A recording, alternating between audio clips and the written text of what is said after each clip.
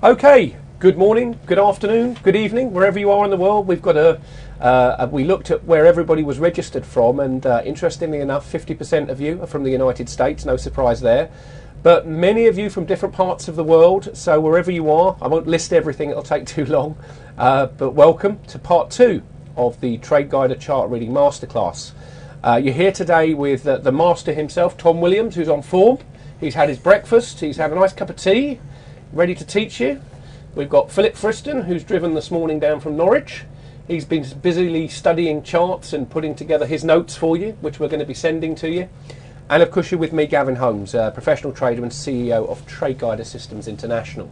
So what's part 2 about? Well, you remember last week we opened up a fire hydrant, got you all to drink out of it. Some of you drowned, but nevertheless it was all recorded. The recording came out well.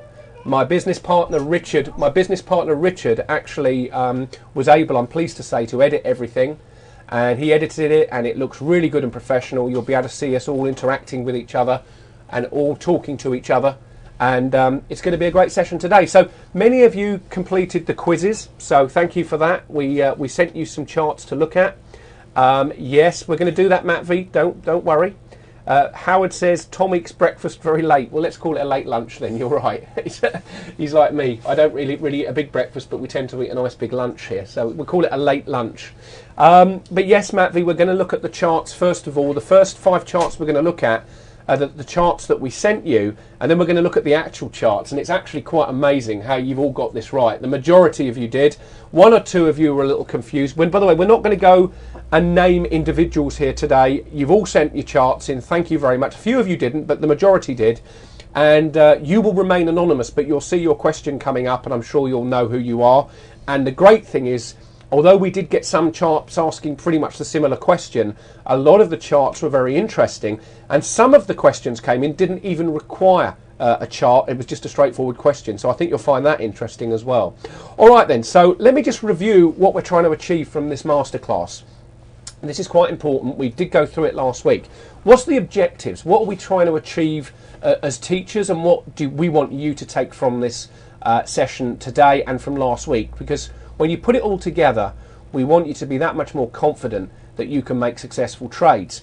You will make losing trades. That happens. It happened to me yesterday, although fortunately in the afternoon I was able to identify a very strong setup, which I'm going to talk about today. A lot of you saw the VSA Club event yesterday where we were trying to pick the market tops, which is something Tom and I are working on, looking at identifying the top, because there are times when you will pick the tops. But as you saw yesterday with my trade that I got stopped out on, the market was bullish and trying to pick a top was dangerous. So the best trade yesterday on the S&P was definitely a test in a rising market, which we saw later on in the afternoon for a nice 5-point move, and I'll show you that today as well. So the objectives, we're going to learn all the VSA principles that we learnt last week. We're going to go over them, not by using the same charts as last week, but by sending in the chart or looking at the charts that you've sent us and reinforcing the principles. We're going to put those into context, again looking at background and trade setups. We're going to teach you today again how to identify those high probability, low risk entries using VSA, and again that very much is trading in harmony with the trend. We're going to look again at how to clearly identify professional distribution accumulation and know where and when to take a trade. One question did come in, I think it was from Australia actually, about is this particular stock in distribution or accumulation, and it's very easy to see if you go to the bigger picture, and we'll look at that. We want you to learn how to identify market tops and bottoms, how to understand the herd mentality and weak holders, we don't want you to be one of them, and how to avoid becoming either of those two. What is a shakeout and how to recognise and profit from this manoeuvre by the professionals. How to understand the upthrust and where to place a trade after you see this. To learn the significance of the range or spread on any individual bar and how to put it into context with the background. Understand why the background of a chart is absolutely vital to placing a trade at the right edge. So true yesterday in the intraday markets. To learn why multiple time frames are important and how to choose the right time frame for your chosen market. And this is the greatest one, understanding what is a test and the different types of tests. I can see that some of you still struggle with that concept. We're going to spend a bit of time on that today. To learn how to identify the VSA patterns as they appear and be patient to get the best entry. All VSA patterns that are seen in hindsight must be there as they unfolded. Obviously, we want to answer your questions today. Some of you will probably have questions with you, so at the end of the session, we're going to spend as much time as we need to answer all your questions. Obviously, we want you to be sure you understand the markets work on supply and demand, and obviously there will be imbalances in every time frame, and we want you to understand that. To know the best place to put a stop loss, market orders and buy-sell orders. That's a very difficult one to teach every individual because everyone's different with different account sizes, but we'll certainly relook today at some of the places to put stops. Yesterday, if you were in the VSA Club event, you'll have seen me use a tight stop loss with a high risk trade. I took a trade at the top there which we knew would be fairly risky, but was only immediately brought my stop to as close to the market as I could because I felt we just might get stopped out, and that's what happened, but then the opportunity came later. And then finally, we want you to learn from everybody else, and that's what today's session is about. You've sent us some charts in, and we're delighted that you have, and we're going to look at those as well. So it's a session of about 3.5 hours, I would think. We did overrun by about an hour last week, so we'll try and get you out today with lots of information without completely bombarding you. All right, let's look at the quiz charts, and I'm here with Philip Friston. We had some fun with this, didn't we, Philip? Because every chart we picked did what we thought it would do. Why didn't we take 5 trades on those charts? We could have done quite well. We should have done. Yeah, yes. We should have done. Right. Okay, so here was the first one we sent you all. Okay. Now, Philip, if you just refresh my memory. Now, this was a stock chart, and we asked you to identify what the principles were at A, B, C, D, and E. And then we asked you whether you thought this stock moved up, moved down, or moved sideways. Now, I've got all the results here from the survey. Let me just read out a few of them. We won't go to all of them. Well, in fact, I could read. There's so many here. They're all pretty right.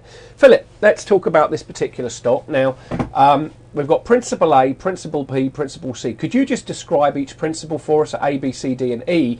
And then we'll go to the actual stock, which I think was, could you just refresh my memory which one that was? I think it was... Well, actually, it's on the top of the screen. Oh, it's KLC. I've just realised KLC. Well, some people, I think, would have cheated on that one, but we did blank it out here, but we didn't blank it out there. But anyway, the purpose is to make sure you get the principle. So, Philip, principle A. Right, principle A, that's an up bar. You've got a big increase in volume there, but you've got an old area to the left, which has gone up through the area that... Gavin was highlighting there. So that on its own is the one place where you can actually have a sign of strength. But when we get to bar B, sorry, I should have said that's the one place where you can have a sign of strength on an up bar. On high volume. On high volume, yeah. Now this is important because a lot of people who emailed in have got this fixation that ultra high volume up bars are always weak. Well, but of course here, this wasn't weak because it was in a, it was absorbing, in effect, there's a clue, these old highs to the left. And there's a few clues in there. So yeah. Back over to you, Philip. Normally, an up bar with high volume is weak. But there's the one exception, which is bar A, is what we call absorption volume. And that's where we penetrate an area to the left, an area of resistance, which is where Gavin's got the back pointer there, which is going up through that area, and it needs effort to get up through that area, and that's what we see with the volume. Now bar B, we have a similar bar, but you notice bar B is closed a little bit further down off the highs, and if you look fairly closely, that volume, that spread has narrowed on that bar compared to the previous bar. Now the volume is almost identical. It's very little difference if you look at the volume at the bottom. So we know now that on bar B there's some weaknesses come in relative to bar A, because we're now into fresh new high ground. There's nothing to the immediate left that we can see. So we look at bar B as being much more of a sign of weakness. Now we then trundle sideways for a few bars. When we get to bar C is actually a no demand bar because it's just tried to push up, it's collapsed onto the lows, there's no volume or very little volume there, and that's a further sign of weakness, and that's confirming the weakness that we saw on bar B.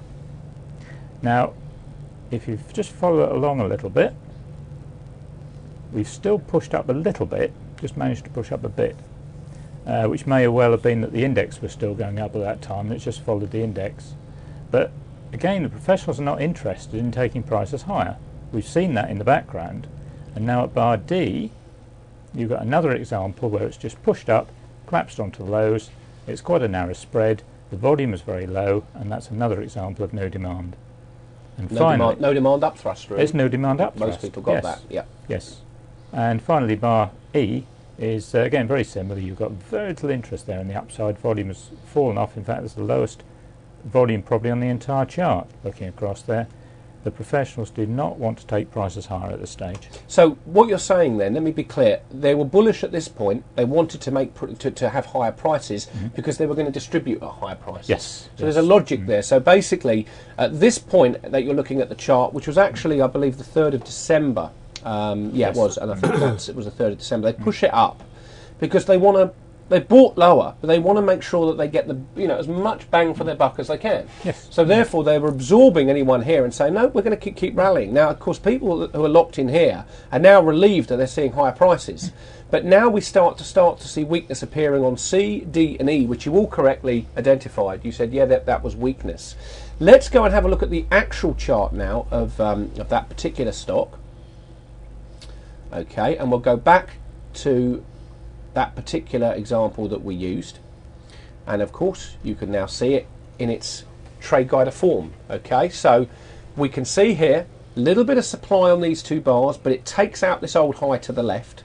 Okay, remember, weakness appears on up bars, so you don't see an automatic sign of strength there, but because you've taken out this old area to the left and you're moving into fresh high ground, even though these are weak bars, this is the start of what we call, Philip? Distribution. Right, and a question came in from Australia about distribution. Okay, now they're very highly likely, in fact Tom confirms there may well be another old top over to the left here, highly likely that there is. In fact there you can see, look, there is indeed an old top. Let's just move forward here and we come into that old top to give you a clue as to what's going on. But you can see the volume here on these two bars if I look at the bigger picture. Okay, notice how this chart snakes all the way up to its top before it begins distribution. And whoever obviously figured out this was KLLC, okay, figured there was an old top there, that would be relevant to you, because wherever there's an old top and you approach it on volume like this, okay, with lots of supply coming in, if you're long, you're definitely going to be wanting to move your stop. If you're looking for options, to take put options, you're going to want confirmation that these two bars here are genuinely weak. And you get it on all of these bars as it rolls over. Now remember, we talked last week about the mushrooming over at the top. Now a couple of you were not here last week because you couldn't make it, but we did record it, of course, and you'll see we did spend a lot of time talking about weakness appearing on these up bars like this. But the best place to really short anything is as the mushroom comes over and you're in a downtrend and you start to see signs of weakness. Now, some of you asked about the signals. You say, well, look, as this market's falling, I get multiple green signals all the way down. That's because professionals have to hold the price up after they've distributed. They're not going to suddenly rush in and sell everything at once. Tom, can I ask you, when you're a syndicate trader, now you're distributing a stock to the herd, why don't you just dump it all on them at once? Why do you just keep holding the price up as it comes down like that? Well, you had to distribute a stock. You obviously have to have bought it at a lower price. A price will eventually be reached where you want to start taking profits. And in your opinion, the market is over bought. So you start creating good news. It might be rumors, it might be some really good news, it might be genuine good news, and then you start unloading. But the amount of stock that you're holding, if you're not careful, will simply swamp the demand, and the stock will come off, and then you lose control of it because other professionals will come in and will mess up your trade. So you have to support the market to make sure the prices don't fall too much, so you can distribute more on the next wave up. I see. So really what you're saying here, in a down move, you would expect to find professional support at price levels because they just don't want it to collapse against them. That's right. Yeah, that's interesting. Okay, so when we see a downtrend in place, we keep telling you this, and I was guilty of this yesterday because I was trying to pick a top, as we'll talk about later. The best place to take a trade is in a downtrend. You're looking for no demand type bars, you're looking for signs of weakness, but you have to understand that professionals will support the market before they have another wave down, which is what happened here. All right, so we've got, just to review, we absorb this area to the left. They want to get the market up, but it is weakness at the top here. It's not strength. We're in this uptrend here. Notice how as we come over to the mushroom top here, and in fact, let's just draw this on here for you. Okay, so as the distribution phase starts, we get this nice mushrooming over of the top. Okay, and a great little place. This is a little thing that we didn't talk about last week, but I found it very useful. Once you've taken out this first point of supply over at the right edge here, and you see something like that, which is a low volume up bar, even though it's showing you there's some support here from professionals, because the volume is so low and the next bar falls below it, that's confirming the weakness in that area, and it's in the right place. It's a very strong sign of weakness, and it's one you want to watch. This is very effective on the intraday charts as well as it is on the end of day charts. Now, interestingly enough, Tom and I were trading yesterday, and I actually learnt a valuable lesson yesterday. We were trying to find a short opportunity in a market that was bullish, and eventually we found a bull opportunity, but it was amazing. Your brain tricks you. If you've taken a short and you're thinking short, this market's going to roll over, and suddenly you see what looks like a sign of weakness, and you get in the market and you're short, and then suddenly a countermanding indicator comes up and says, "Oh, hold on a second, there's strength here." You look at it and you say, "Oh no, I'm right. The market's wrong. I'm right. Gavin's right." Tom looked at me. "Oh no," he said, "Don't want to be short there." But I said, "I took the short back here." Sure enough, you needed to reverse your position. Tom, psychologically, how many times, I mean, that's one of the first times that particular instance happened, and when you pointed it out to me, it's a valuable lesson, something worth sharing. Well, it will happen if you've shorted the market and you're fairly confident in your short, looking at it, you think, yes, it looks weak, there's a sign of weakness and all the rest of it. You are then biased to the short side, and signs of strength can enter the market right in front of your eyes, and very likely you won't even see it, which is rather, even a signal might come up and you just won't see it. It's most uncanny, really. And the reason is your brain is so convinced that you're right. It's a short. So how can the market tell you otherwise? So you have to be very, very careful of that. If you short the market and any one of these signs of strength appear, which is a down bar on volume, low volume, that's a sign of strength, even whether the signals come up or not, please pay attention to it. Especially in these bull markets.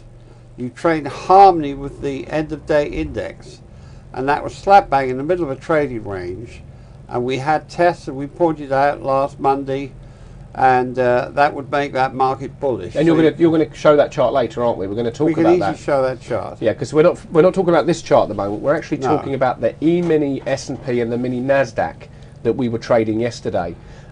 This chart here, though, quiz 1, was distribution, which you correctly identified over at the top with these principles that Philip's pointed out. But this bar here, the one that has a red signal, was a bullish bar because it took out this old area to the left and the next bar closed up. Now, Philip, if the next bar had closed down on that volume, what would your inkling have been then if it had closed lower than the bar behind it? Oh dear, that would have been weakness. It would have been confirmed. Because that would have then been a false breakout. And Yeah. you have to watch for those because they will try and trick you into doing that if they get a chance. Yeah, To try and take the stops. absolutely. Matt V just says here, this human temptation is actually mentioned in Hank Pruden's book, The 3 Skills of Top Trading. A nice disposition on behavioural finance. Yep, yeah, I've read the book, Matt V, and I know Hank well. It is sometimes when we think about what is a human being, or how do we trade, we are actually looking at something, and our brains are assimilating the information to make a decision. Long, short, or in fact the most important decision, don't trade. Most people forget that one. It's actually, Philip, probably the most important decision not to trade. It is, actually yes. being in the market. because most people want the excitement, don't they, and the thrill. This is the one thing where the computer, with its logic, is so good, where it can be far better than the human brain. But there's so many other things that the human brain can do that much better. Well, I have to say, talking with Tom there, if you look at the seminar we did Monday, Educational Mondays with Tom, I actually did take a short trade. And I immediately did see a counter-mounting signal and came out with a tick stop loss, so one tick. And the market shot up. And someone emailed me and said, Gavin, why didn't you just reverse your trade? and the answer was, the benefit of hindsight, I should have, but I was against the trend at the time. And I do, again, stress, we want to try to trade with the trend. Okay, so let's move on to the next chart, which is actually, funnily enough, the very same chart. And now this time, I wonder if anyone spotted that. We probably did, because we probably left the... we tried to help you as best we can. Okay, so number 2. This time, yep, you could see it's the same chart, but we deliberately didn't leave this on, because now we're looking at the right edge, aren't we, Philip? We are, yes. We're looking okay, at the so bottom. Philip, principle A, B, C and D. Talk us through A and B, and then let us know what happened at C and D. And then, because we did this last weekend, we didn't have the benefit of knowing what happens. Nope, so we let's didn't. see what happens. Nope. Philip, over to you. Well, we'd seen the distribution in the background, and the stock has come off, and now we're looking at the opposite. We're looking at the price having fallen. We've had a period of falling prices. We've got bar A, which is the start of the accumulation, what we call preliminary support. And then you see bar B, we've got another down bar with a fairly wide spread. It's closed off the lows. Volume there is ultra high, so there's definitely some buying coming in there because the next bar's up. And then at bar C, we've got a down bar. Volume's a bit lower, but I would say on bar C they're probably still accumulating. And then finally we go right across to bar D. We've got our old friend, the test. Perfect. Now, Philip, just out of interest, Matt V just said, where would you exit that short position at the top up there? Well, you're looking at it right now. so let me go with the flow here. What we can see here is we've got, you can see on A and B there, definitely some buying. Okay, Philip's explained C and D. Now, very many of you, as you said, what is the name of what is happening to this stock? Now, let's just type it in. Some of you, just type in, what do you think this is called? I know many of you got this right, some of you didn't. Let's just type in, what do you think this at the bottom of the market is called? We've talked about the top, what do we call this at the bottom? There's a name for it. Well done, Evan, spot on. Okay, keep it coming. Most of you already got this right, by the way. You could call it that, Matt V, but most of you have got it. It's indeed, yeah, let me tell you, it's accumulation phase. We talked about distribution at the top. Now, the good thing about this particular stock is that this is at the right edge of the chart now. We're not looking with the benefit of hindsight. This is at the right edge. So let's have a look at what happened on this particular.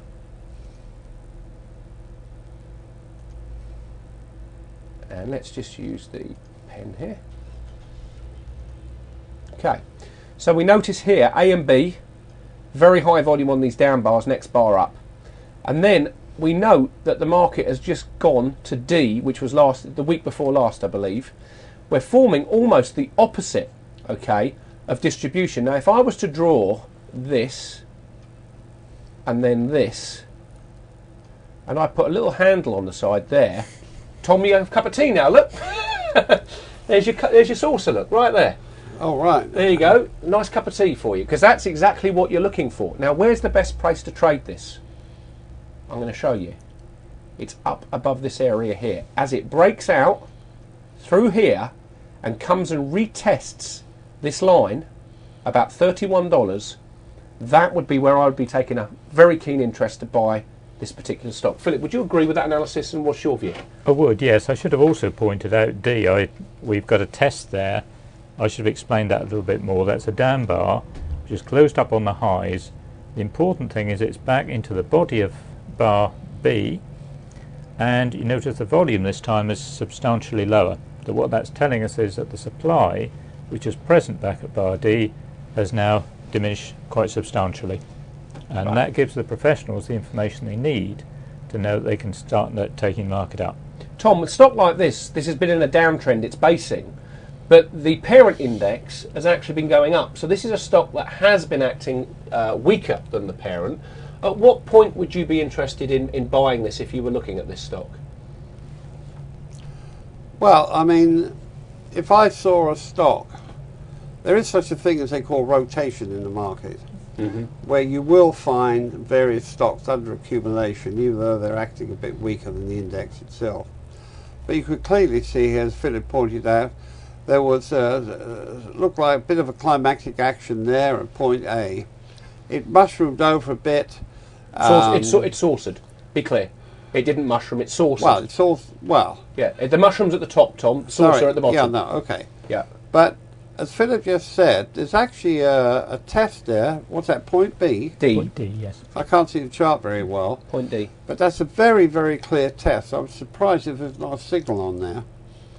But the thing is, when a stock drops back down into the area, into an area, where in the past the volume has been high, in other words supply is present, if it drops back down into that area and the volume is then low, especially if it closes on a high like that one, then it means that the supply that was present has now disappeared or dried up.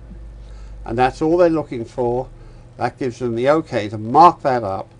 They have to do that because if there's a lot of people still in there, as they mark it up, they're going to have constant people selling into their up move.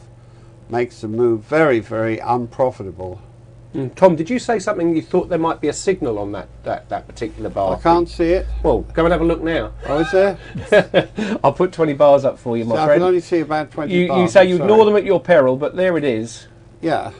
Okay, and now it's called a basic test, sign of strength 11, and the market's gone up there. That's the reason why that signal's there. Yeah, it's gone up from $28 to $30.29. So Yeah. quite a nice little move there on that signal. You see that constantly, time after time after time here, is when your instrument falls back down into the area, the same level or similar area where you saw heavy volume, the volume has now dried up. That means that the supply that was present has disappeared. Right, let me just be clear here for the audience. Okay, so we're referring to these big high volume bars here, okay? That's right. We've got very, very high volume here. And that's important because wherever we see high volume, there is potentially supply or sellers still It's around. demand and supply are all mixed in there. There are. So you've got this bull versus bear scenario here. Now, professional money see that. That's why the market doesn't shoot up immediately. Now, sometimes, Philip, it does, doesn't it? It immediately tests and just keeps going. It We've can seen do, one yes. or two examples of that. Not often, but No. it does happen. When you see that, though, we're looking for it to come back down into this area here and test it, and that's exactly what we saw. Now, we didn't know, Philip and I, when we set this example, that this market would respond, but look at the diamonds coming into play here now. This is what I look for, okay? And we've moved up from the low here up to 30.29. Now, Tom will tell you that this often will mark the basing out or bottom. I like to see us move through, however, this is the level we were showing you earlier, which we're right on it now, look, almost on the top of that, is to break through that level and then look for a bar like that into this area, if that makes sense. Philip? I would agree, because what you're looking to do is to take out the high of that bar that you've got marked, Gavin, to the left, which Yep. is the red bar with down bar with the high volume. That's the one with the first green signal that Gavin's got highlighted there. Once you take the high of that bar out, you've then taken that supply out. Yeah, so we're When it talking moves about up. this bar here, that That's Philip's the one. referring to. That's the one. Because it's the high volume bar and it's the top of it, and we want to break through that and test the top of that area. That's very bullish. But you notice at the moment we haven't done that yet. No. And also, if you look to the right edge of the chart, we've got a little bit of no demand coming in as we approach that area. Yeah. And the bar before the last one, we've actually got a test. Yeah.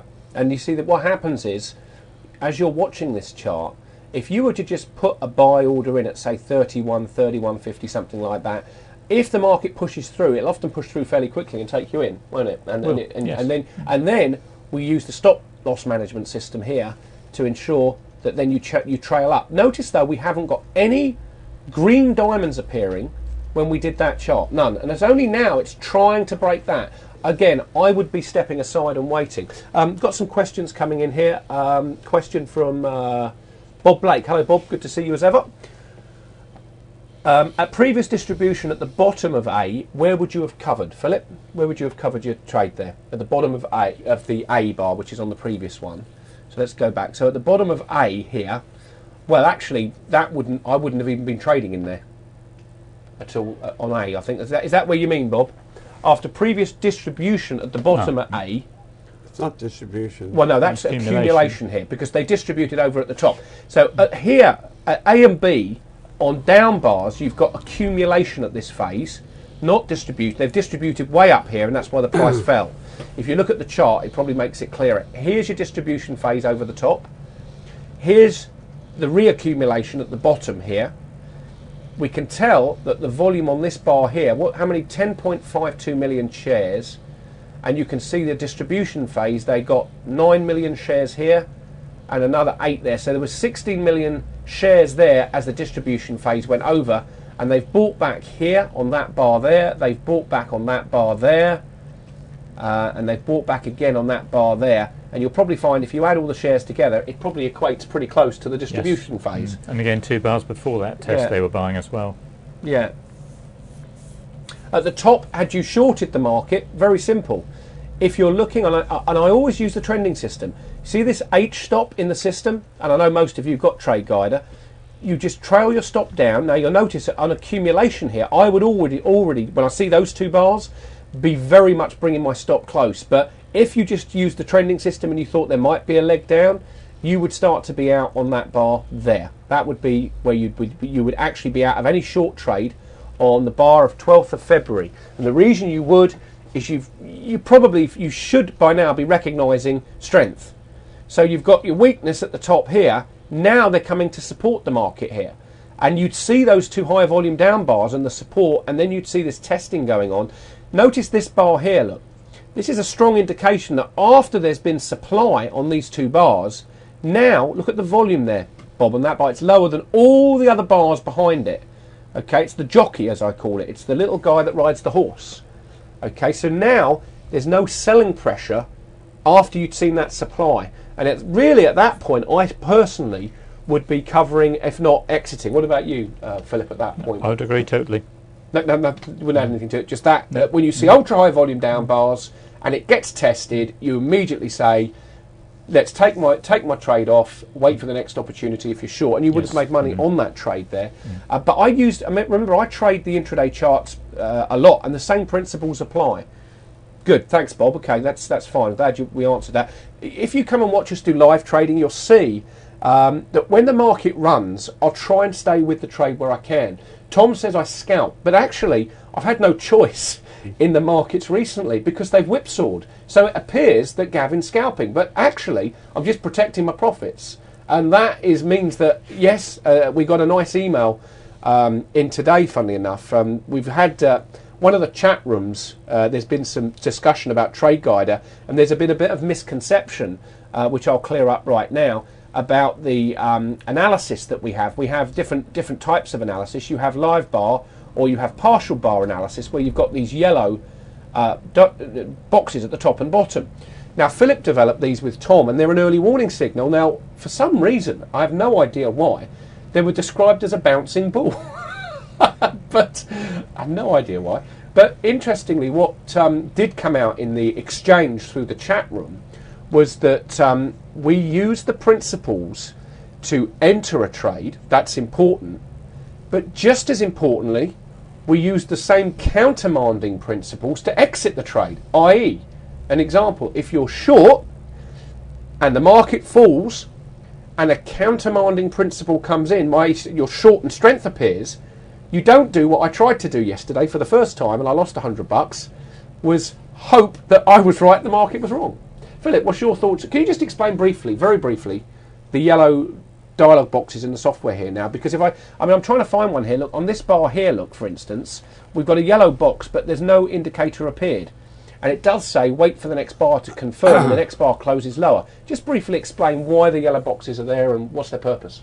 Well, that was developed with Tom because we wanted to put in an early warning system so that we the trouble is sometimes with these signals, if you have a signal coming up on a live bar, and the next bar goes, for example, if you take that one, which is a basic test, and the next bar is down, the signal's not confirmed. In fact, if the next bar is down in this case, it's actually a sign of weakness, because the test which was on that bar has actually failed.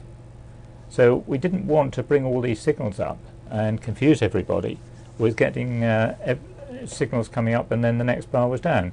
So we developed this early warning system which cuts that out. So, for instance, here, I think this is probably going to say potential climatic action or stopping volume. There we go. And of course, it wasn't confirmed because the next bar had a down bar. So it was warning you that it just says, hey, there's a warning here that a principle may appear. Now, this therefore would tell us that volume spread analysis requires more than one bar to confirm in many instances. Yes, and if you just go back 2 bars from where your cursor is to the left, just there, 2 bars back, there, they're the first of those green arrows. Here? That's the one. Yep. That's the one. Now, you've got a green signal on there that says potential climactic action, and you've got a down bar. You have got quite a lot of volume coming in there, but it's not as high as the volume that you had on those previous up bars. Here, in the background. Yes, now on the face of it, there is some buying obviously coming there. I think Tom would agree there's probably perhaps one professional group might have moved in and bought there. But look at the next bar and the bar after that. The market really struggles to do anything. And then the third bar along, you've actually got an upthrust, a hidden upthrust. So despite that attempted buying coming in there was no attempt to support the market whatsoever, and it just fell off. So that must have also contained some supply in there as well for that to fall off. There just wasn't enough buying coming in there for the market to actually rally. Gotcha. Okay. Everybody said the sound is back now. We had a sound issue apparently for a minute or so there, but it's fine now. Could be because of the internet. So you've always got to listen to what the market's telling you. If you see a potential sign of strength and the market doesn't respond to it, there's a reason for it. Yeah, question from Morris is, Philip, on the last bar on this chart, which I think is probably that one, which we can't really analyse, by the way, because this is e-signal, but you appear to have a poor response to the no supply bar previous to it. You do have strength in the background. If you were long at the moment, if you were long at the bottom, would you move your stop to under the no supply bar? Well, I personally, actually, yeah, let me just read the whole question. If you were long at the bottom test, would you move your stop to under the no supply bar? Well, I think the question is, if let's say you had gone long on this test here, we've come up, you can't really, you see here, you have got a pretty, I mean that bar there you can analyse, it's a down bar and volume less than the previous 2 bars, and we've definitely closed higher, we can see that. But the only thing that would concern me is we're at this old top here where we've backed it. But is that the same for you? Exactly. We just keep rejecting it. But if we break it, sure, if you are long here, bring your stop up, but don't be surprised if it's hit because it's rejected. Now, if the indexes push up next week, you'd expect them to drag some of these stocks with them, and yes, it would be yeah, definitely. But there's a dangerous area there. If to go long on that previous bar, which is a test, is probably quite a dangerous trade to take, because if they're not finished with the accumulation, they could still bring it down to one more time. Yeah. So you have to run that risk. That's why, as Gavin said, it's better really to wait for that area to be taken out and then look for a test in a rising market. Absolutely. Yeah. Yeah. Real-time data shows the same as in the end of day, says Tom. Thank you. Just to confirm that. Good. All right. So number 3. Oh, I like this chart. This is an absolute beauty. This one. Now, I think everybody got this right. I don't think anybody failed here. So, Philip, it's not difficult. A, B, C, D, E. Did the market go up, down, or sideways? This is, I mean, even kids stuff. This is, but everyone got this right. Nobody, I think, got this absolutely wrong. So, there is a clue there. But talk us through bar A, which is obviously the highest volume on the chart, and then we look at B, where the volume is lower, but it's back up into A, and then of course we get C and D and E back up into that same area before finally on E you can see we get that lock-in. So Philip, talk us through those. We were kind putting this chart in, weren't we? We had to help them out a bit, you know. Yeah. No, that's seriously, that is showing some very good principles there. If we go to A, which is on the left-hand side of the chart, you've got we've got 2 things there. First of all, you've got ultra-high volume on an up bar. It's collapsed down onto the low, so you've got a massive upthrust. Now you mean the close has collapsed, haven't you? When we say when we say it has collapsed on, let me be very clear. A collapsing, it has collapsed mean the price, the closing price is on the low of the bar. That's very significant, isn't it, Philip? It is, yes. I mean, this is soybeans, isn't it? Yeah. Yeah, future. So it may have been some news has come out on soybeans the previous night, perhaps before the market opened. And at the open, probably the prices gapped up, and it's met with severe selling, and it's collapsed down onto the lows. So it's closed near the low. That's, as I say, probably a news-related item, but clearly professional groups have taken advantage of that. They considered it was overbought at that time, and have decided to use that news to take their profits. Yeah. Now, the one of the questions that's just come in, actually, S is saying, yeah, S is Sprint Nextel, says Tom on the thing. I thought S was soy as well, depending on the thing. But regardless, let's get to the principles here. Well, by the way, Walt, can you see the chart? He says, where is chart 3? Can everybody see chart 3? Can everybody see chart 3? I just want to see, you should all see that on your screen. Yeah, they can. Good. I don't want to be talking about something no one can see. Okay, so going back through the principles, which are the most important part, C and D, Philip, looking at C after you've had B, that for me, I've marked the entry there in D, but we'll talk about that in a minute. Go back down through A, B, C, and D, and then talk me through what's happening here, and then finally on E. Right. Okay. Actually, looking at the price on that can't be soybeans. Looking at the price, so. No, it is. It's Sprint. But sorry, soy's the next one, but don't worry, that's fine. Well, D, you've got push back up into that area again where we had the previous selling. You notice we've got another upthrust, and the volume on that is pretty high again. It's not as high as the previous at bar A, but it's still pretty high. So again, we've got some serious selling in there. And also important, if you look 2 bars before that, you've got very high volume on that up bar that Gavin is highlighting as well. Massive. So there's a lot of supply coming in there. Now the market falls off, and then it pushes back up to point D. Yeah. Now at point D, we're back up into the area where we saw the previous supply at C. Yep. But look at the volume. This time it's trying to go up on low volume. Now, there's a lot of supply at C, and it's not going to get through that on low volume. It can't do, because it needs effort to push up through that supply. Effort versus result. Effort versus result. And if the volume's not there, it can't manage to penetrate C. So that's a very good entry point. Excellent entry point there. And then finally we'll talk about E. Walt, can you just confirm you can see this chart now? Otherwise I'll reproject it, because everybody else has got it. So it may be your computer locked up. So just want to make sure. Okay, I think Walt's going to log back in. Good. Okay.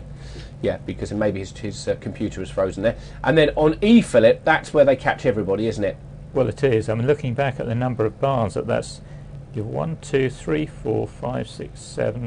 That's pushed down through 8 bars to the left. Correct. That's a serious sign of weakness. Serious sign of weakness because of the weakness in the background. Just looking up, Morris says here, he says, Philip, this is for you. There is also a nice bull move that developed from the beginning of November with a high volume breakdown of the downtrend and no supply down to the, well, let's have a look. Let's go and have a look at this. Let's look at the actual chart. And here we are. And here's all the principles. Okay, now we can see here, if we go back to the slide, 29th of January was this was the bar we were looking at. It even actually produced one of Tom's indicators that we don't actually see all that much, but they're very, very strong. Tom, sign of weakness 58, a trap up move. I mean, there's lots of weakness in the background on this chart. And then it sort of pushes up on this daily chart of Sprint and then whacks back down really hard on a big high volume bar. Talk us through it. What is a trap up move? Well, I can't see the chart. Where exactly is it? Where I've got the highlight. But don't worry, just talk about the principle, don't worry about the chart. I'd like to see the chart, though. Okay, well, let me put 20 bars up and see if you can actually see this. And remove the dialog box. Okay, just bear with me. As you all know, ladies and gentlemen, Tom is losing his eyesight a little bit, so we've got to get 20 bars up so he can see. There it is, Tom. We're here. Yep. Well, it's a trap up move. Is that obviously it's driven up to catch the stops, mislead as many people as possible. The It's very devious. They do this deliberately. Look, they mark it up, then a quick plummet down, close on the low. There's massive volume there. That volume would have appeared on an up move there, and that's produced that automatic signal. That's done deliberately by the people working behind the scenes on this, and that's how it works. So basically here, you've got the weakness here. They know the market's weak. Of course. You've got supply coming in.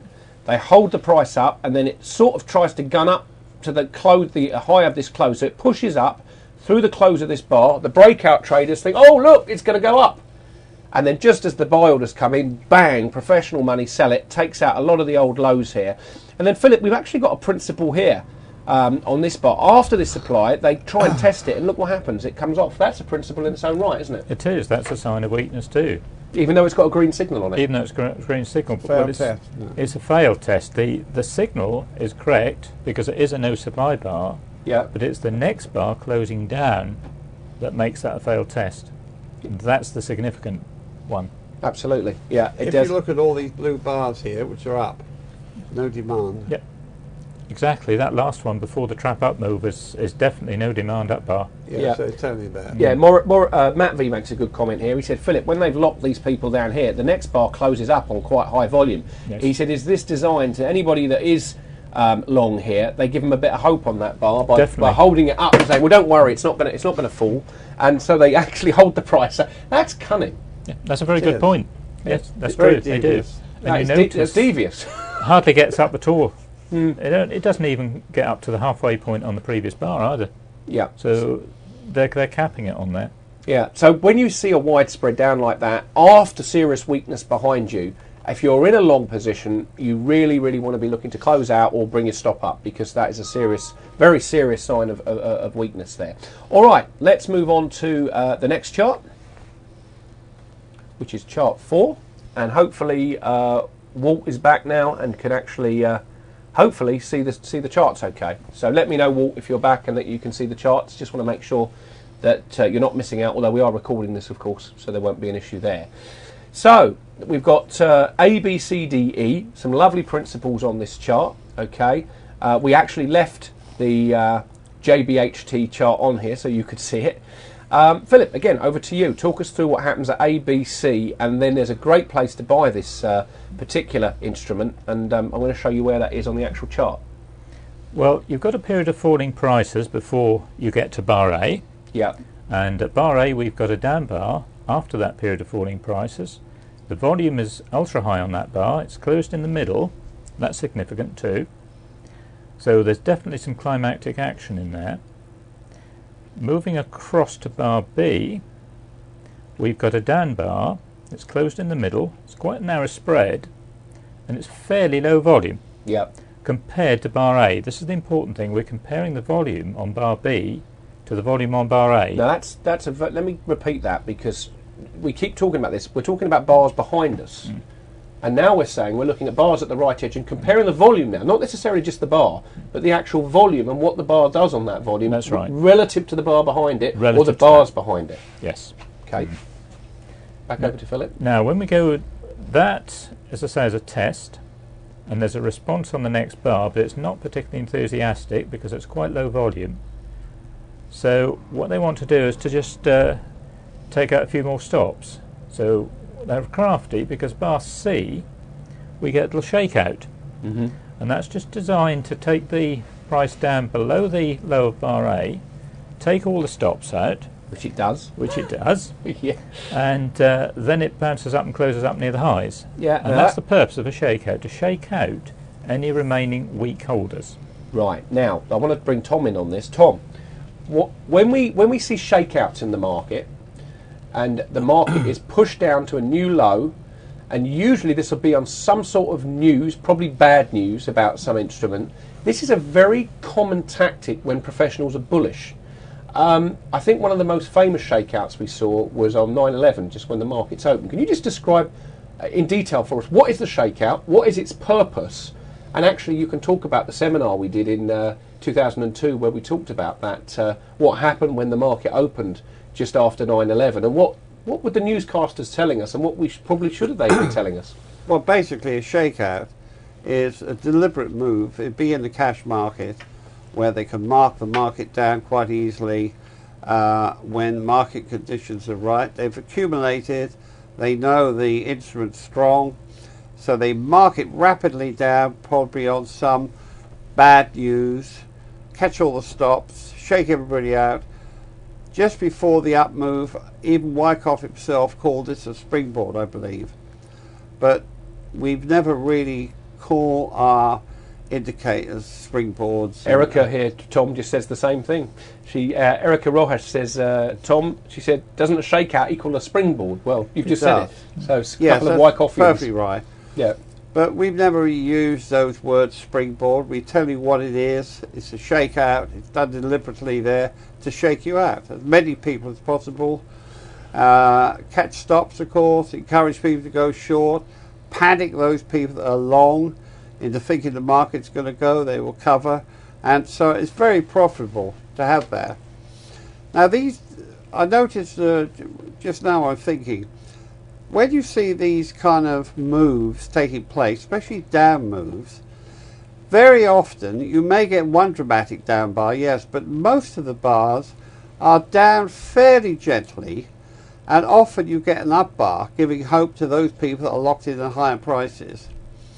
It's almost like a sheepdog rounding up sheep. If you watch it on TV, they're very clever, the sheepdogs. They don't panic the herd. They round the herd up. They keep away from it. They don't bark or anything or start snapping. That's true. They keep well away from them, keep circling them until the herd goes in the right direction. That's what the professional side of the market wants. And that's in fact what they do. You look at these down moves and you'll see that. But all bearish down moves are hallmarked by no demand up bars. Chris just said that, and we'll have a look at this one, Chris. Make a note of that, and I've got an ASX stock to look at, but we'll have a look at that at the end. He says it's a Commonwealth Bank, so if you can type in the symbol, Chris, and by all means we'll have a look at that. Tom, we did a seminar 2002 at the I think it was the Society of Technical Analysts in London. Oh, wasn't it? yes. And in it, you actually showed the chart 9/11. Yeah. Now, can you describe? Because I remember the news at that time; it was terrible, obviously. Okay. And of course the market plummeted. A lot of people at that time were actually long and suddenly panicked. Talk about what happened there and, you know, why the market became bullish. Right. We'd been in a substantial bear market, I believe, for up to 2 years previously. Now these markets will climax on the downside into a selling climax on some sort of bad news. That's how it works. Now, of course, we don't want bad news like 9/11 with the Twin Towers being crashed into by aircraft. That was really, really bad news. In fact, it was so bad that they closed the market up for a whole week. But when that market opened up after a week, it plummeted further down. And, of course, there's no news in good news. So you saw on the television, you saw the male presenter and the female presenter sitting there with grim face, looking at the camera, telling you how many billions of dollars have been wiped off the value of the shares. And more bad news. You have guys in pinstripe suits who talk very well, seem to know what they're talking about lower prices are inevitable. They show you pictures of the President of the United States telling you that there's Al-Qaeda cells everywhere. You're either with us or against us, and all this bad news. Now, that's fine. But if you look at the volume was massive. And if you look at where the market closed, I think it closed almost in the middle on that bar. Now, the thing is, why I always say that the news is misleading, and I've never heard the truth on TV, is simple. What they're telling you may or may not be totally true. But what they don't tell you is if they'd have finished up their broadcast with saying, however, listeners, don't worry, because we have people on the floor of the New York Stock Exchange, and they're telling us loud and clear, which they'll know perfectly well what they're doing, is they're buying everything they can get their hands on. This will make the market a strong market rather than a weak market that all this terrible news is inferring. And that's exactly what happened. They never tell you that. No, well, they They never tell you the professional side will dive in when the prices are basement value, whatever they call it. Well, I mean, interesting, Tom. While you're talking, Chris out has picked an Australian stock, CBA, and in it he says he was talking about some shakeout. Well, there's probably as good an example here as you're going to get. Look at this. Now, I haven't even looked at this stock, so I know nothing about it. But we can see we've had a period of plummeting prices, as you can see here. Okay, so you must have a decline. Now, when I tell you to look out, and Tom tells you to look out for Shaq O'Neal, you know, the baseball player that stands out. Well, look at the volume on that day. Look, 55.06 million shares, and that was on my birthday in 2008. Yeah. And look how narrow that spread is. Yeah, and the spread on the bar. Now, this is a really good example here. The bar closes lower than the bar behind it, as you can see. So the close on that week there would have been some news on it here. It would have been bad. $28.150. Okay, so it came right the way down on the close. The next week now, it closes at 27.8 Aussie dollars. Look at the spread and the range now. This is, Tom, this is almost the opposite of the end of a rising market, isn't it? It is. Well, what I can see in this chart, the news must have been so horrendous after a downfall. Well, it's my birthday, that's probably what it was. Yes, it's so Was born on horrendous whatever happened there, is that they accumulated very, very quickly. Is this a daily chart? It's actually a weekly chart of this stock because I wanted to show a bigger picture here, but but you know, again, I didn't pick this. Is one that Chris picked out, and okay, but they're still accumulating very rapidly, and if you look to the right, there's a bottom reversal or a springboard or shakeout. Right there. That's a great example. example. See it quite clearly. Eric is asking, would that be classed as bag holding? Have they opened their bags? Or it's not bag. That's a shakeout. Right. 2-bar reversal. Yeah, just there. What about behind though on this widespread? They didn't gap down. I mean, ideally on this bar here, if this had gapped down, the volume was that high and the spread was a bit narrower, Philip, that would be bag holding, wouldn't it? Yes, it would. And what's bag holding, Tom? Because some new people here. Suddenly some news will come out, oh, this particular stock, it's terrible. It's probably going to go bust. Goldman Sachs, the US government are going to take over this bank. And suddenly the price absolutely plummets. It gaps down on a day or a week, and that's it for the person that's holding on to that stock. They've had enough. What happens then? The professionals do what? Well, the professional money waiting on the sidelines to pick up bargains are so happy that literally, the best way to describe it is they got a bag, they hold it wide up and say, okay, if you don't want it, we'll take it all off your hand. Thank you very much for letting us buy all this at these rock bottom prices. And I'd be surprised if an automatic signal doesn't appear. And when you see that, that's almost guaranteed to be the low of that instrument at that time for some time. No, it's the opposite to the end of a rising market, which is interesting. Yeah, and now Philip, if I drew, you see this big wide spread down here? Yes. And then we've got the volume here, of course. But the market comes up and takes out, this is where they try to support it. Now, I can see a nice entry there, and I'm sure you can too, but would you agree that actually where Tom's signal is here, this is an interesting one because it's not a test because the volume's a little bit too high. It's almost, though, it's more buying on the down move. There'll probably be some news on that day as well, or that week. It is, yes, that is clear buying coming in there. The price has fallen, but they're not letting it fall very far. Yeah. And they're supporting it every time there's a seller order coming in there, they're buying it. Hence the very narrow spread. So you've almost got the opposite theory here, and this confuses most. So I'm going to spend a little bit of time on it. Tom, we just said, in an up move, you've got low volume down bars, no supply tests, great place to enter. But occasionally, in an up move, the market will fall on very, very high volume on a particular day. And if they're bullish, it's a very strong sign of strength, even though the volume's high. Correct? Usually the high volume down bars, the spread needs to be a little bit narrow. It needs to close the middle, and the next bar needs to be up. And they use the bad news as a shakeout. It's only another maneuver to try to shake as many people out as possible, catch stops below the market, and panic those people that are long, encourage people to go short the wrong place, and so on and so on. It works. Now, Evan just asked, when you've got, Philip, you might be able to answer this one, when you've got a gap down bar, narrow spread, is that the same as just having one big wide spread down, or is they're completely different things? Yes, they are. Different things. And yes. why is that? Well, if you've got a wide spread down, there must be, it's starting at the top, and there's obviously a supply as you go down the bar. Right. If it's a narrow spread, it's gap down.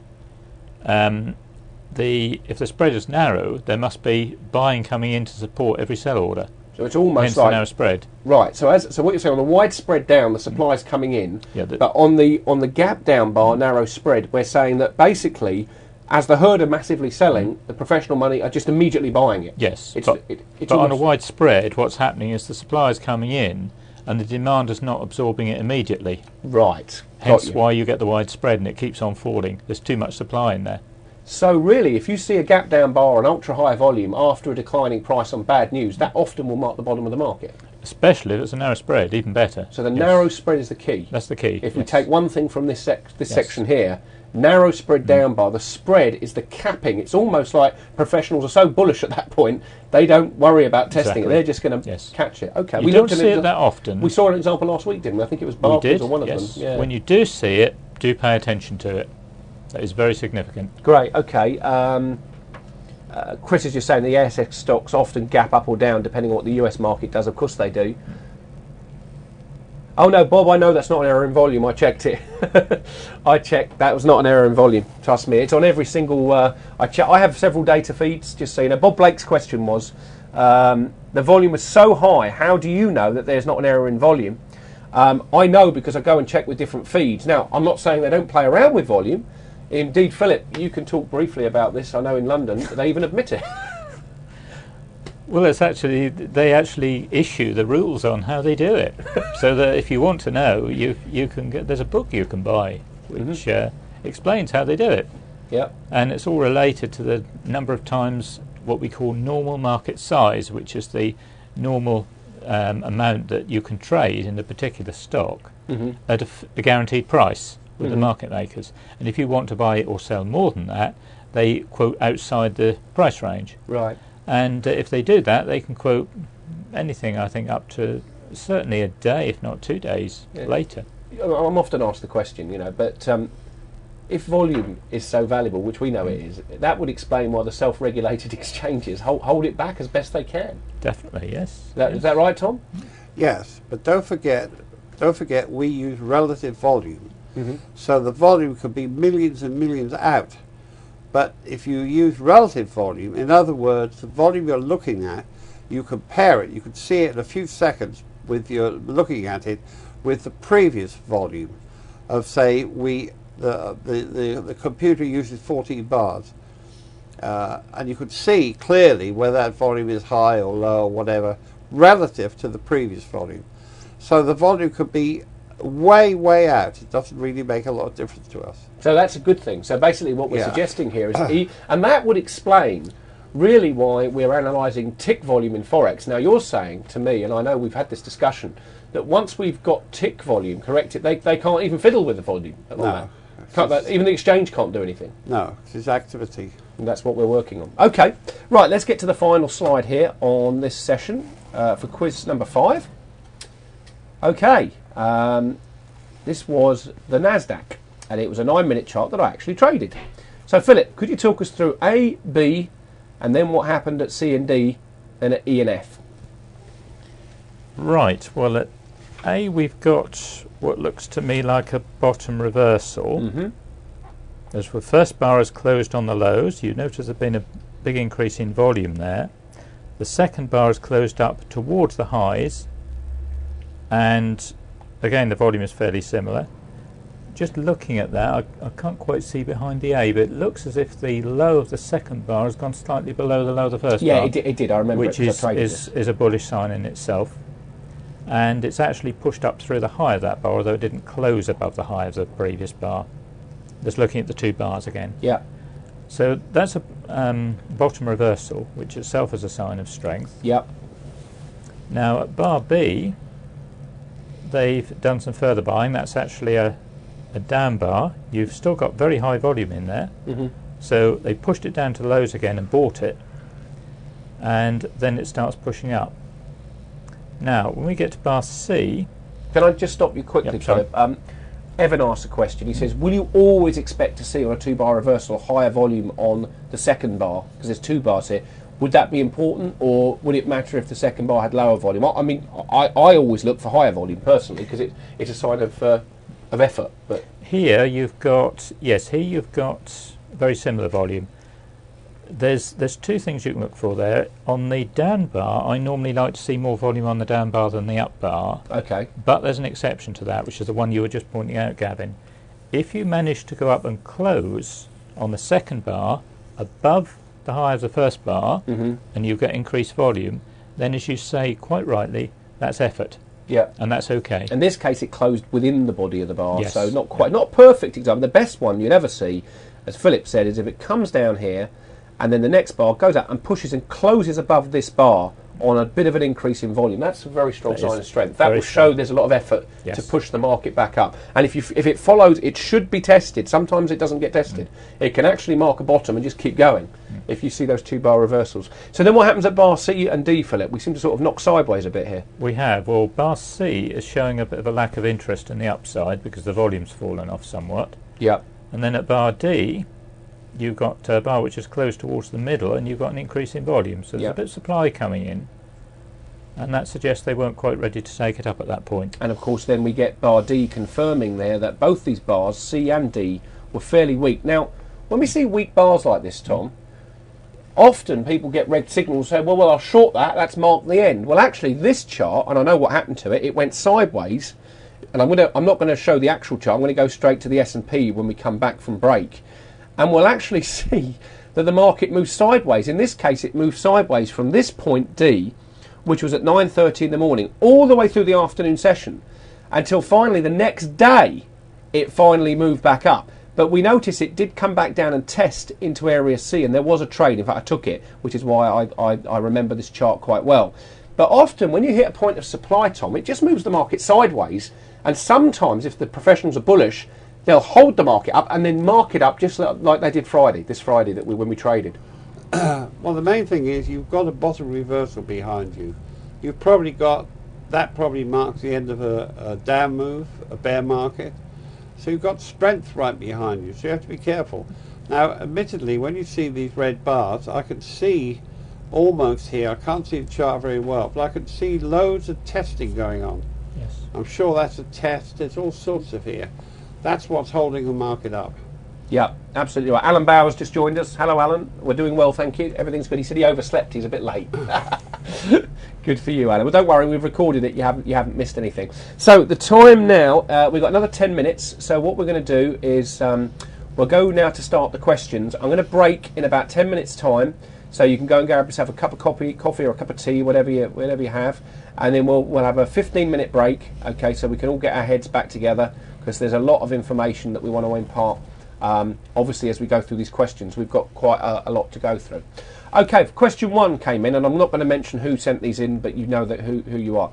I attached 2 pictures of a good trade on the daily Swiss. So this is a currency pairing, a forex pair, showing the entry, middle, and exit. Okay, so this is not, I particularly like how this chart was annotated as it happens, and I think it's been, looking at the trade, absolutely spot on.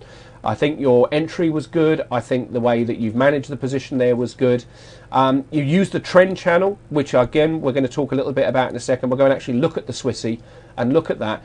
But something has to grab your attention to trade this pair. So he drew support and resistance, and he was using some moving averages and Fibonacci's. Nothing wrong with that at all. We do know 70 to 80% of our customers are using other things to confirm VSA. Rob Hoffman, our trading room, futures trading room guy, always uses things. Okay, and then we go create fib levels defined by Fibmaster. Okay, so he's using Fibonacci retracements, which we can see here, here, and here. Okay, look for a VSA setup on a rally. Better if a pattern has been defined. Okay, and then there's several things here that this particular customer's looking for, and then this was the actual trade, okay, that was taken to the upside, and then some weakness appeared up at the top here, okay, and that's where the trade was exited. But if you follow the trending system, we know that these currencies trend greatly. So let's actually go and have a look at the actual chart of the Swissy there. And I've used the 4-hour chart because I thought it would be nice to look at a bigger picture. Hello, Brad. Good to see you, buddy. We got Brad Bedford Brown in here. Okay, and let's look now here at what this chart has done on a 4-hour chart.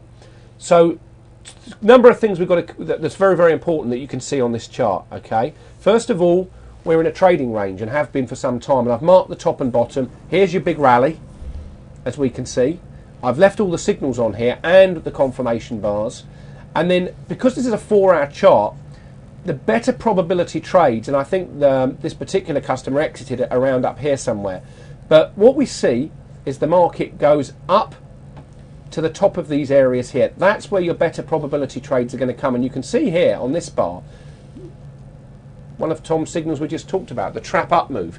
Now, Philip, can I ask you about support and resistance, because we spend a bit of time talking about the bar formations and the background, but I know you use support resistance, Rob Hoffman uses support resistance, Brad uses support resistance, I use support and resistance. We don't talk about it a lot. Let's focus on here. We can see that when price action comes into a certain area, the setup probability to the low risk entry side is much greater. Can you just talk us briefly through how you use support and resistance and why it's so important and why it works? Well, I use support and resistance very much, as you know, Gavin, the way you do. If you've got an area on a chart which has acted as resistance in the past, which is normally because you've got high volume bars in that area, then that's likely to act as resistance again, because if you've got an area which is acting as resistance, it requires effort to get up through it. And equally, if you've got an area which is acting as support in the past, that requires effort to break down through it. So unless if you see no demand as you go up into an area of resistance, it's not going to get up through there on low volume. It can't do. And equally, if you've got an area of support and you come down to that area of support and the volume is low, there isn't the effort there to break down through that support level. And this is, I think, why we notice this with trend channels as well. When we draw trend channels in, if you come down to the bottom of the trend channel and the volume is low, you're not going to break that trend channel. Absolutely true. It takes effort, and equally to go up through the top. And again, with your trigger numbers, that's why your trigger numbers work very well. They work in all time frames as well, which is interesting. And the reason I picked the 4-hour chart here, and it's not, this is not a pairing I follow, but it's a pairing that was, we can see that we've got heavy accumulation, and it looks at the moment that top number there is acting as strong resistance, and now we're in no man's land. This is where a lot of traders get stuck. We're right in the middle of a place here and here. I would be looking, when this price action starts to approach this level here, that's where the volume is going to be really, really important. Now, Philip, what often happens, like, let me just take off the scribbles for a second. I hope they're helping. I'm just trying to focus a little bit on... let's just remove the scribbles. I can just erase that. And let's just have a look now at what happened on this bar here. Now, again, this is a trap up move, and it certainly was. In that 4-hour bar, the market again got pushed up. It's almost like they tried to catch the breakout traders. We get all these. There's lots of traders that trade breakouts and wonder why they get caught. And this, I think, is a really, really good example of why. Because if it's acted as resistance in the past, it's going to take some serious effort and then a test before they'll actually push up through it. Do you agree? It is. And I'm looking at the number of times that level has already been hit. I mean, the two occasions that you've got to the left, I think it's hit it twice on each occasion, that level. So there's been 4 attempts previously. Then there's another one just before. Well, we can count them. Look. If we go backwards, look. Yep, there's one. You've got. There's 5. There's 1, 2 there. And we come back, and there's 1 there. Look. Just here. Look at the volume.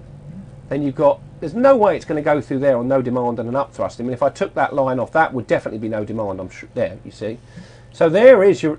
Now that, of course, when it first gets hit, you don't really know much about it, but it comes back up here.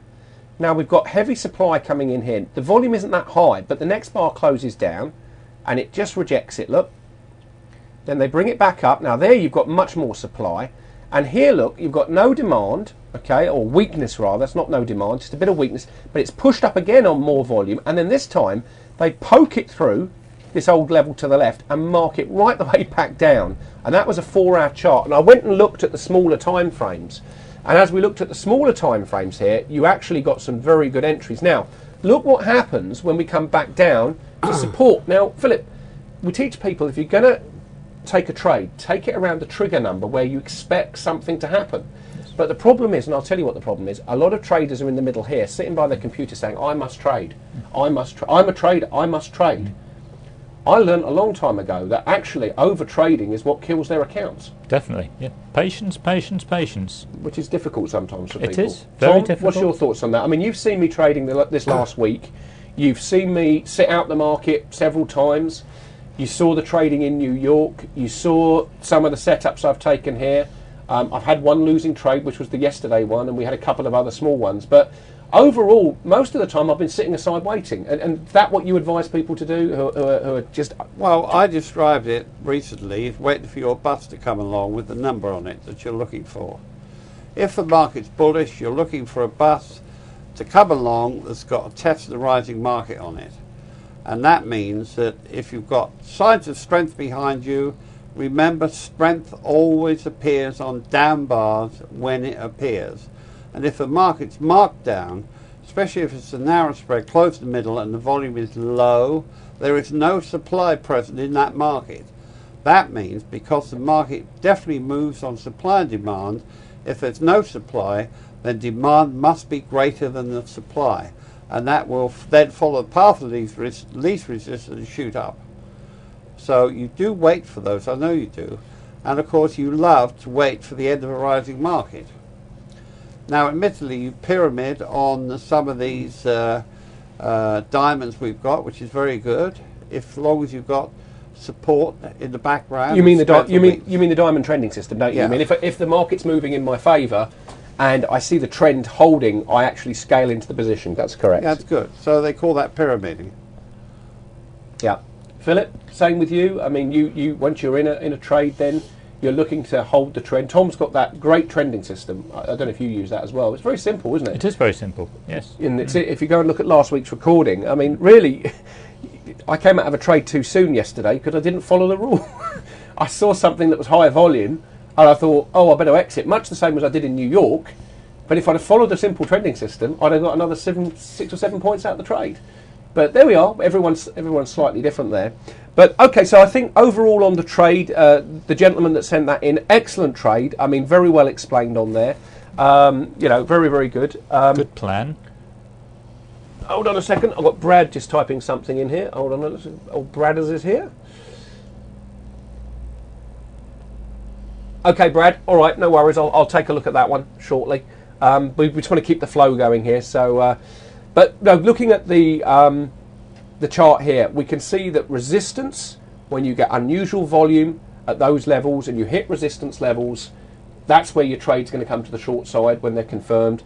And of course, when we see back down at that old support level, which I've drawn here, look, here and here, we can see these are where you're going to be looking for this type of activity, which is little tests, okay, or as we can see here, stopping volume, which was actually confirmed on the next bar.